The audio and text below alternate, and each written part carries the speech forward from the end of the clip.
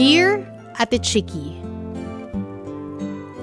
good evening po sa inyo at sa lahat ng listeners. Ako si Serene from Angeles City, Pampanga. Gusto ko po sanang i-share itong medyo bagong experience for me with a guy. At parang sa mga movie o series ko lang kasi napapanood yung ganito.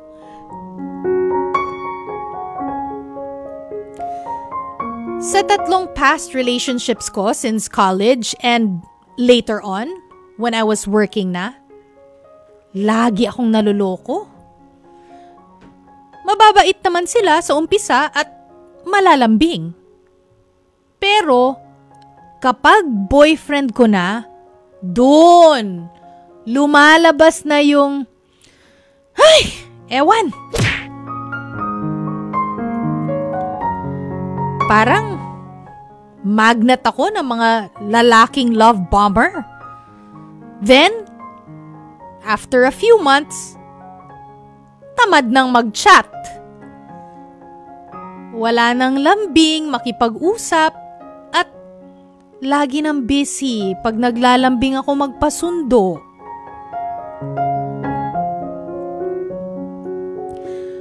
Wala ring bago pag nagde-date kami.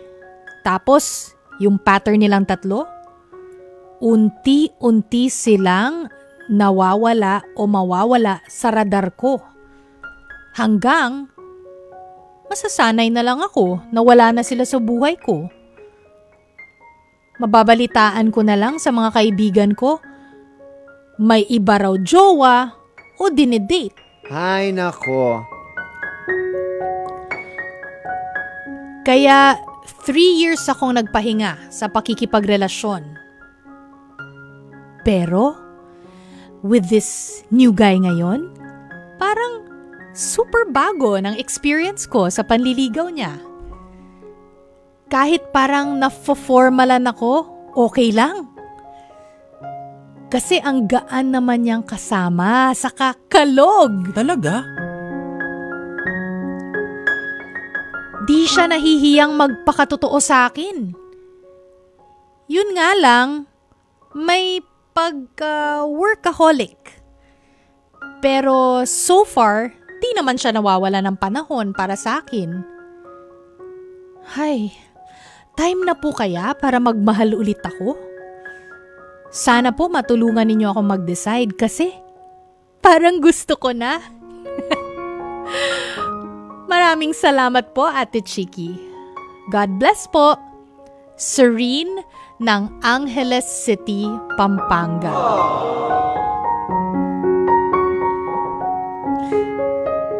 Ay, Serene ng Angeles City, Pampanga. Pangalan pa lang, parang ready ka na. Serene, ano ibig sabihin ng serene, 'di ba? Parang maaliwalas, mapayapa, o may peace, kalmado. 'Di ba ibig sabihin ng serene? Hindi naguguluhan, walang gulo. Oh, pangalan pa lang, ready ka na diyan. At bakit hindi? Good sign naman na yung lalaki mong yung itong new guy mo, yung sabi mong a guy, yung bagong guy mo ngayon na pinaprospect. Good sign na iba siya dun sa mga 3 naging boyfriend mo. 'Di ba? Iba siya dun sa dati. Alam mo yung sinasabi nila, insanity, ang definition ng insanity o pagiging baliw, no, is doing the same thing over and over again and expecting the same result. Ito, maganda to dahil iba siya. Kumbaga, labas siya dun sa pattern ng mga lalaking dinedate mo dati. 'Di ba? So, maganda siya, iba siya, formal siya, workaholic siya, very different siguro sa nakasanayan mo. Bakit ba? Ba't ayaw mo ng formal? Ba't parang, well, hindi mo naman sinasabing ayaw, pero parang medyo uneasy ka. Parang yun yung feeling na kukuha ko sa'yo. Ba't sanay ka ba sa momol-momol agad? Yan ba? Okay din naman minsan yung formal, yung parang medyo old school. Kasi naman bastos, di ba? Okay na yun. Okay na yung formal-formalan. Tsaka yung sinasabi mong workaholic siya, maganda yun. Magandang future mo doon. Meron kayong mga pan-date. Diba? Okay yun, na workaholic siya. Kasi, yung pagka-workaholic naman niya, sabi mo, hindi naman siya nawawala ng oras para sa'yo. O di perfect yun. Perfect mix yun. Diba? Ngayon, ang tanong mo, kung ready ka na for another relationship, for a new relationship, diba? Sa tingin ko, kasi sabi mo, 3 years kang nagpahinga, diba? From relationships. Sa tingin ko ay nagkaroon ka naman na ng enough time para ma-process yung mga past relationships mo. So hopefully, wala ka ng mga sakit na nararamdaman, wala ka ng mga sama ng loob na dinadala, 'di ba? Kasi lagi kang naloloko ng mga ex mo, 'di ba? Sabi mo 3 beses na eh. Sana nawala na yung mga hinanakit mo at mga sakit at mga sama ng loob at nag-ghost ka nila, 'di ba? Wala nga pala kayong Diyos ko. Wala nga pala kayong proper breakup, walang closure. So ikaw na yung nag-close mag-isa. 'Di ba? Kasi nag-ghost ka. So anyway, hopefully wala na 'yon. And wala na yung kumbaga mga bad feelings, mga ill feelings mo dun sa tatlong lalaki na dumaan sa buhay mo na mga walang kwenta, 'di ba?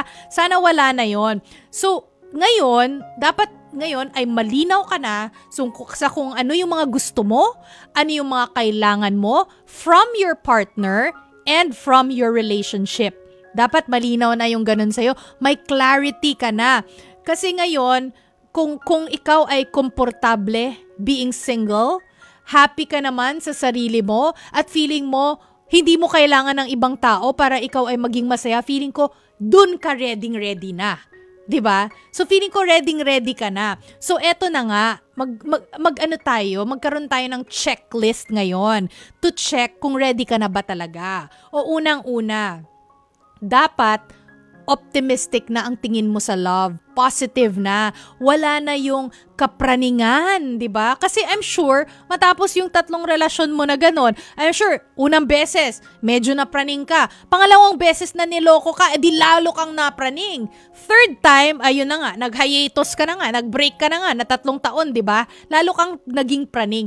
Pero hopefully, in those 3 years, na wala na yung mga, yung mga kapraningan mo. Dapat clear ka na. Ngayon, kailangan mo din magkaroon ng realistic expectations. Ibig sabihin, syempre, bagong relasyon, bagong tao, pwede magkaroon ng challenges, di ba? Pero okay lang yun, normal yun eh. Ang importante ay you're willing to work out those challenges. Kumbaga, tatrabahuin mo ang kailangan trabahuin, willing kang trabahuin ang mga kailangan mong trabahuin. So, ano ibig sabihin dito? Kailangan ka din, ready ka na rin mag-invest ng oras mo, ng effort mo, ng energy mo, 'di ba? Para sa isang bagong relasyon. Dapat ready ka na sa ganon.